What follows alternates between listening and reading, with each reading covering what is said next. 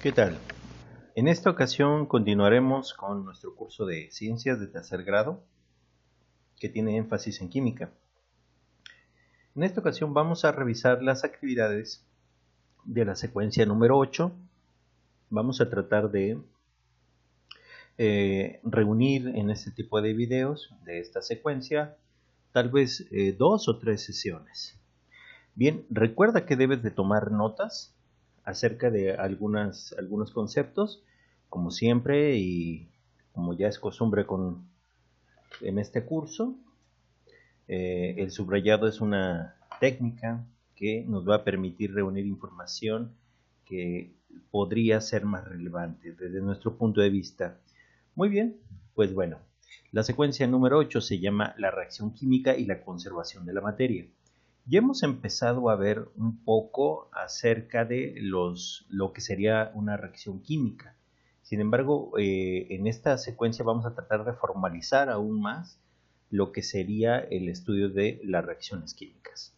Bien, para lo cual vamos a considerar que nosotros ya manejamos o estamos empezando a manejar lo que son las estructuras de Lewis, viendo la manera de que se puede representar a través del uso de los símbolos de la tabla periódica, que hemos estado analizando los tipos de enlaces que se utilizan y bueno, de que de alguna manera empezamos a reconocer algunas fórmulas desarrolladas de estos compuestos, para lo cual pues hemos utilizado en algunos casos puntos, crucecitas o signos de más, o incluso esferas y barras, como dice aquí el texto.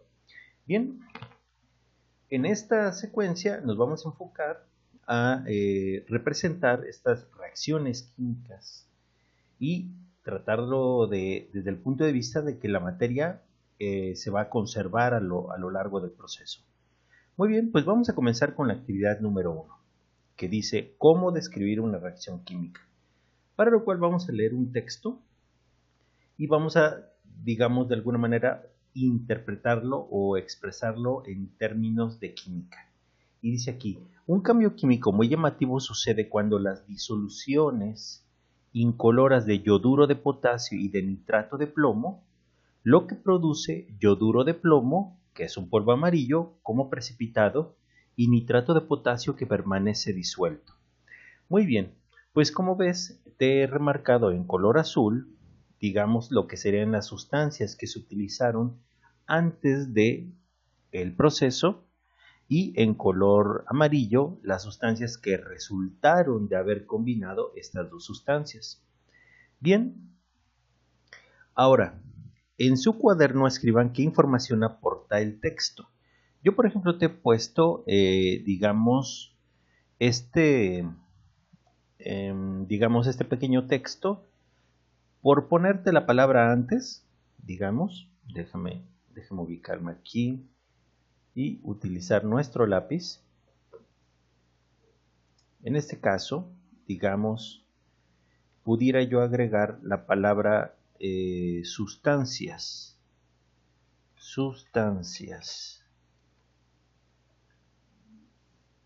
Antes y después del proceso. Bien, voy a centrar estas palabras porque es la información que quiero recuperar de este texto, que son las sustancias, estas, el yoduro de potasio, más el nitrato de plomo, que aquí te lo resalté en color azul, y las sustancias que, digamos, obtenemos después del proceso, que sería yoduro de plomo, que aquí te la subrayé en color amarillo, y nitrato de potasio. Digamos, esto podría ser una forma de representar la información que el texto me aporta. Y esta rayita, con su flechita, me está indicando que hay una reacción. Entonces, estamos empezando a introducir, digamos, en el estudio de las reacciones químicas, ciertos símbolos que me van a permitir comprender un poquito mejor lo que sería, digamos, el estudio más formal de la química. Ahora, en el punto número 3 dicen que discutan qué tipo de información requerirían para determinar la cantidad de sustancias iniciales necesarias para producir 1 gramo de yoduro de plomo. Pues bueno, asumiéndose que estamos hablando de la misma reacción, o sea, 1 gramo de esto.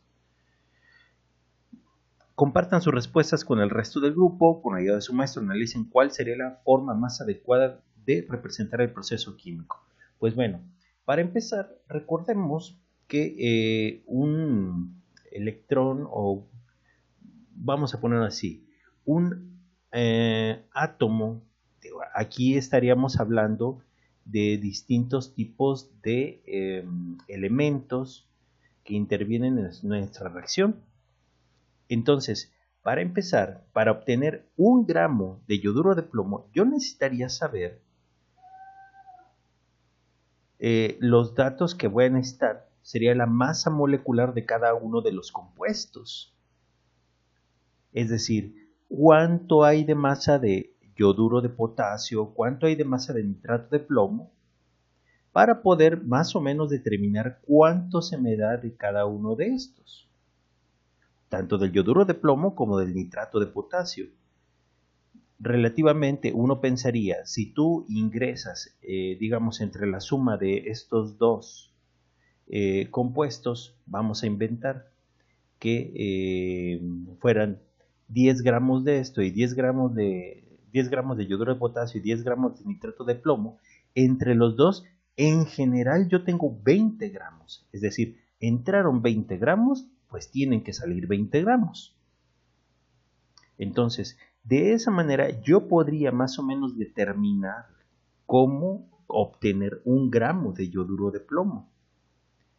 De otra manera, la verdad sí sería un tanto complicado en qué proporción tendría que mezclar yoduro de potasio y nitrato de plomo para obtener 1 gramo de yoduro de plomo. Entonces aquí la idea de estar juntos o de estarte ayudando es más o menos que tú pienses de esa forma. En este caso, pues bueno, necesitamos la masa molecular de cada uno de los compuestos. Aquí podríamos añadir, podríamos necesitar, para lo cual nos apoyaremos en vamos a ponerlo aquí abajo, en el uso de la tabla periódica. Entendiéndose que en la tabla periódica vienen los datos de las masas de cada uno de los átomos de los elementos que intervienen. Entonces aquí podríamos incluso añadir que faltaría ver qué cantidad de átomos forman cada una de las moléculas de cada sustancia. Y por otra parte podremos determinar características de las sustancias iniciales y las sustancias producidas después de la reacción. Entonces, son 3 aspectos que podríamos considerar como necesarios.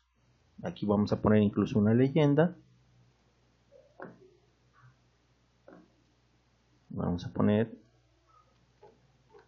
estos datos nos permitirán obtener, calcular y obtener, más bien sería calcular y obtener 1 gramo de yoduro de potasio. Bien. Entonces, son aspectos que ahora podrían un poco desconcertarte, pero o dirías, es probable que encuentres en internet información sobre esto. Tal vez cambie un poco el orden de los pasos que aquí te mostramos. Posiblemente en algún momento puedas encontrar que esto va antes, por ejemplo, encontrar cuántos átomos de cada sustancia hay. Podría ser una situación, digamos, más común. Digamos, nada más bastaría hacer esto aquí en el Vamos aquí a dejar un espacio. Ahí está. Bien, digamos esto podría ser la única diferencia en un particular punto de vista, pero ya tenemos, digamos, una introducción a este tema. Y ya estamos hablando de compuestos un poquito más complejos. Bien, pues va a ser necesario que tengas una tabla periódica a la mano. De cualquier manera, en los videos tratamos de apoyarte para que te puedas, digamos,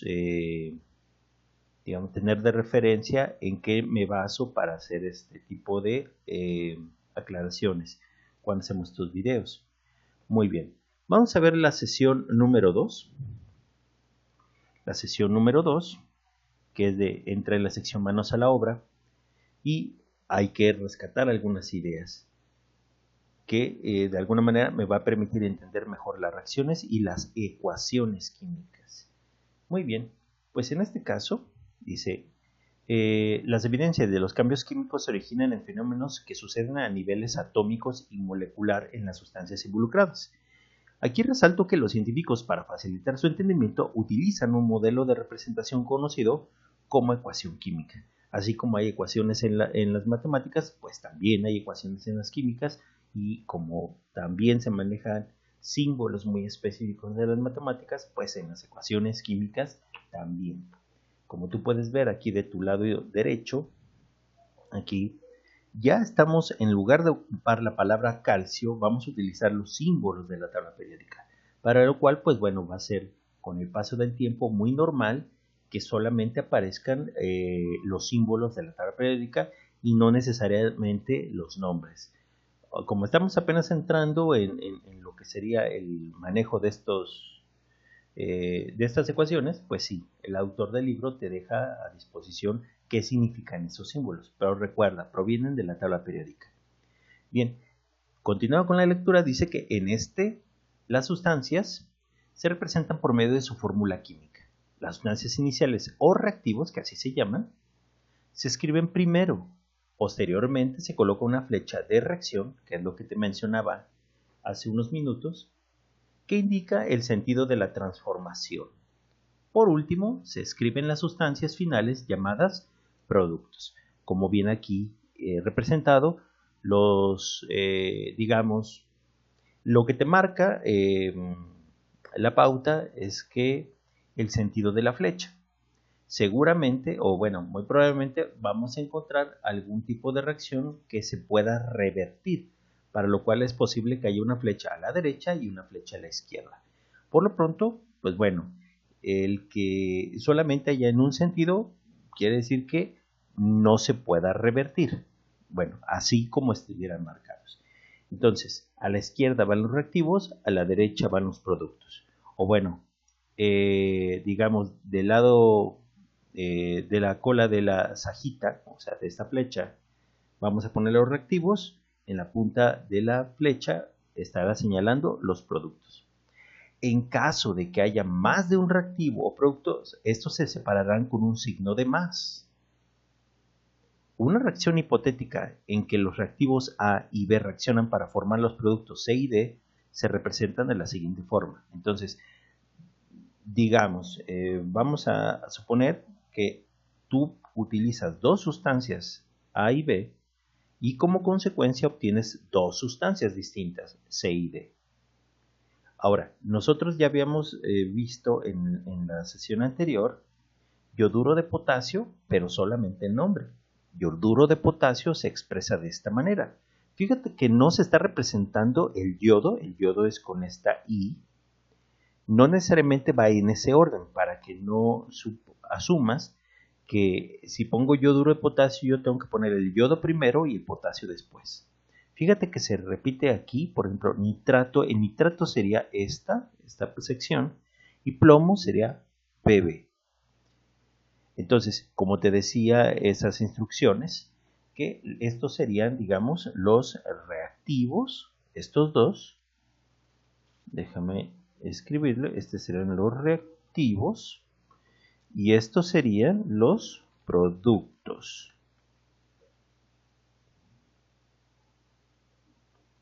Bien, la flechita te indica que en esa dirección van las reacciones, o sea, estos dos reactivos generan estos dos productos. Fíjate que este tipo de reacciones, ¿cómo se dan? Porque tú en realidad cuando tú estás en laboratorio, tú no ves nada de estos símbolos. Tú tienes que, de alguna manera, previamente estudiarlos antes de trabajar en laboratorio. Muy bien. Ahora, apenas estamos introduciéndonos a este mundo. No te desesperes. Bien, dice, a esta forma de representación se le puede agregar cierta información acerca de las sustancias, como por ejemplo los estados de agregación. Para las sustancias en sólido se le agrega, digamos, del lado derecho, entre paréntesis, una S. A los que son líquidos, pues una L. A los que son gases, serían G, y a las sustancias que tienen que ir dentro de una disolución acuosa se rotulan como AC. En este caso, a esta reacción todavía, digamos, le faltaría que le agregáramos, pues bueno, en qué condiciones entra el yoduro de potasio, en qué condiciones entra el nitrato de plomo, el yoduro de plomo y el nitrato de potasio. En este caso, el yoduro de potasio está dentro de una sustancia acuosa y el nitrato de plomo también está dentro de una sustancia acuosa. Como resultado, el yoduro de plomo es un sólido y el nitrato de potasio estará dentro de una solución acuosa. Ahora, dice que también es posible incluir información adicional de la reacción química de la flecha como se muestra en la tabla. Es decir, aquí solamente venía la pura flecha, punto. Pero si tú le agregas un triangulito en la parte de arriba, eso quiere decir que para que reaccione tú necesitas aplicarle calor, necesita que lo calientes. O bien, si trae una HV, quiere decir que lo tienes que exponer a la luz o aplicarle luz. Puedes agregarle incluso a, digamos, asegurar cuánto calor necesitas agregarle. Entonces, por ejemplo, hay reacciones que necesitas tenerlas controladas. Sí, es seguro que vas a necesitar un termómetro. En este caso necesitas que esté, por ejemplo, a 5 grados centígrados. Porque no necesariamente, como puedes ver, digamos, hablando coloquialmente, los alimentos, si tú los echas a una cacerola y no le aplicas calor, pues no va a poder ser posible. Ahora, si la flama es demasiado baja, pues posiblemente entre reacción, así como tu comida, tardará en cocinarse. Entonces tú necesitas de alguna manera aplicarle una X cantidad de calor y tú tendrías que ponerle en grados centígrados. Y además, por ejemplo, podrías agregarle cuánto tiempo tarda la reacción. Muy bien, entonces, pero esos son añadidos a nuestra reacción. Entonces, estamos introduciendo símbolos como los de la tabla periódica, símbolos como los del estado de agregación, símbolos que van en la parte de arriba de la flecha que nos dice en qué condiciones se da esta reacción. ¿Sí? Entonces, ya empezamos a hablar un poco más formalmente de lo que sería una reacción química. Todavía no hemos terminado, pero vamos para allá. Bien, vamos a dejar aquí con esta leyenda, que sería hasta acá. Finalmente, una ecuación química incluye información acerca de la proporción de partículas que intervienen en el proceso. Esto tiene que ver mucho con lo que mencionábamos como título de la secuencia, que es la conservación de la materia. En este caso, por ejemplo, me voy a regresar un poco porque fíjate, ¿cuántos átomos de yodo hay del lado izquierdo en los productos? Según esto, solamente hay uno, pero del lado derecho resulta que hay dos. Eso no puede ser, o sea, no, ¿de dónde salió el otro átomo de yodo? Si aquí había uno y aquí hay dos, esto no es una cuestión de magia. Entonces quiere decir que esta reacción no está balanceada. De forma semejante, por ejemplo, podemos ver aquí, digamos, este símbolo Pb es el plomo. Si acá hay un plomo, un átomo de plomo, ¿por qué aquí, bueno, aquí hay uno? Pues bueno, parecería que no tengo que agregar ninguno. Está equilibrado. Acá hay uno de plomo, acá hay uno de plomo. Veamos, en el caso del nitrógeno, aquí puedo darme cuenta, este 2 que está fuera del paréntesis afecta lo que está dentro del paréntesis. Entonces, por ejemplo, aquí nos está diciendo que hay 2 por 3, 6 átomos de oxígeno. Y aquí nada más hay 3. Tampoco los oxígenos se pudieron haber desaparecido de la nada. Así como aquí parece que aumentaron la cantidad de yodo, aquí parece que se disminuyó la cantidad de oxígeno. Y eso no es cierto.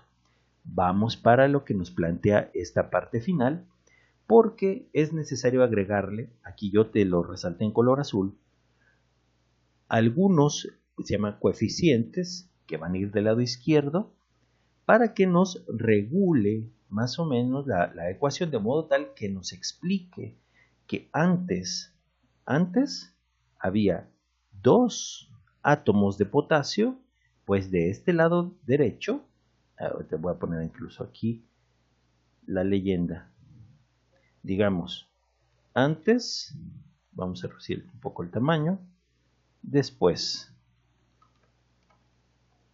Entonces, debe haber lo mismo, antes y después la misma cantidad de átomos de todos los elementos.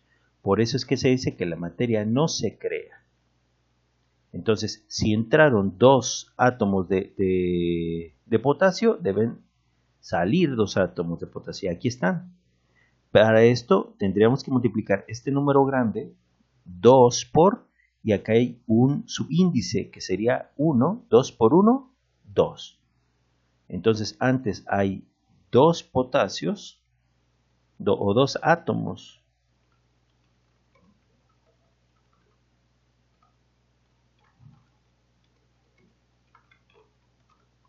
Hay 2 átomos de potasio. Aquí lo voy a poner del lado izquierdo. Pues debe haber 2 átomos de potasio del lado derecho. Voy a ocupar aquí otro color. Incluso este también. Vamos a cambiar. Ahí está. Ahora, ¿qué más? Antes había, vamos a quitar esta publicidad, 2 átomos de yodo, pues aquí también debe haber 2 átomos de yodo. Aquí hay un 1, no se escribe, no tienes por qué escribirlo, pero este 1 por 2, porque este 2 le pertenece al yodo. 1 por 2, 2. Por lo cual, sabemos que hay 2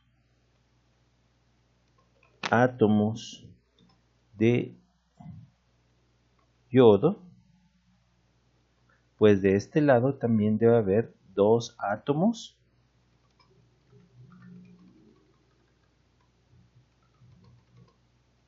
de yodo. De este lado hay un átomo de plomo, pues aquí también debe haber un átomo de plomo. Lo mismo que hay de un lado, lo debe haber del otro. Pues de este lado también hay un átomo de plomo. Y ya nada más nos faltaría determinar. Aquí hay un detalle. Bien, no me había percatado de algo, no sé si sea solamente un problema de nuestro libro de digital o si también en la impresión de tu libro tiene este detalle. Aquí hay un error de edición. Digo, todo lo que te hemos comentado en cuanto al potasio, yodo y plomo está bien. Aquí nada más faltaría, aquí está, que hubieran trasladado mejor esta ecuación, esta que tenemos acá, porque es la misma, estamos analizando la misma. Pero bueno, asumamos que esta parte, voy a hacerla a un lado, vamos a cancelarla.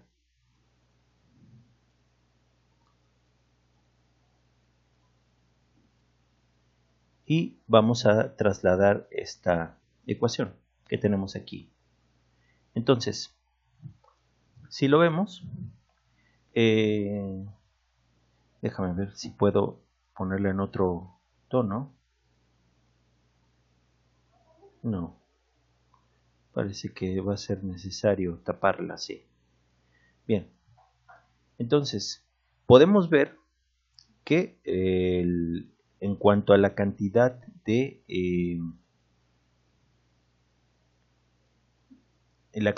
átomos que tiene, digamos, antes, ¿cuántos de nitrógeno? El nitrógeno aquí no tiene más que uno, no se escribe, uno como subíndice, pero le afecta este número 2 de afuera. Entonces sería 2 por 1, 2. Entonces habría 2 átomos de nitrógeno. Y aquí también hay 2 átomos de nitrógeno. Fíjate. Este 2 grande afecta a este 1 que está aquí a la derecha abajo, que no se escribe, pero ahí está. 2 por 1, 2. Entonces aquí también habría 2 átomos de nitrógeno. Y finalmente oxígenos. ¿Cuántos hay? Este 2 multiplicará a este 3. 2 por 3, 6. Entonces aquí tendríamos 6 átomos de oxígeno. Pues aquí también hay 6 átomos de oxígeno.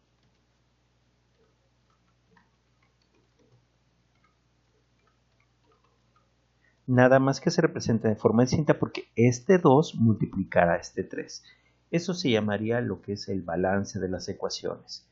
Pero bien, vamos a dejar hasta esta parte lo que sería, digamos, nuestra introducción de nuestro curso. Recuerda revisar este aspecto del libro, si tu libro de papel está ahí, que sería en la página 26, ya casi al finalizar lo que sería la sesión número 2. Bien, pues toma tus notas, repasa el video, hazle algunas pausas acerca de lo que hemos tratado hasta ahora, acerca de las ecuaciones químicas y lo que sería la conservación de la materia. Pues bueno, te agradezco tu tiempo y nos estaremos viendo en el siguiente video. Hasta luego.